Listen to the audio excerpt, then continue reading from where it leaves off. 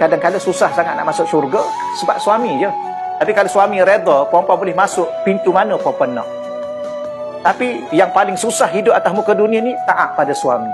Betul? Paling susah. Yang kena dengan hati okey lagi. Kalau dah tak kena dengan hati, tengoklah apa je. Susah. Mintalah doa pada Allah supaya Allah bagi kekuatan pada perempuan sabar dengan suami. Dia sebenarnya kita jadi suami ni, suami dia kena banyak sabar. Nak banding dengan isteri. Isteri kena banyak bersyukur. Syukurlah ada suami. Betul. Kenapa? Kerana itulah jalan ke syurga paling mudah. Berapa jalan dia, tapi dikatakan itulah pintu syurga paling mudah. Berapa? 8. Subhanallah puan-puan. Puan-puan bertahanlah sikit dengan suami yang ada tu. Bertahan sikit. Suami yang ada. Subhanallah, balik akhirat Allah buka 8. Termasuk Firdaus.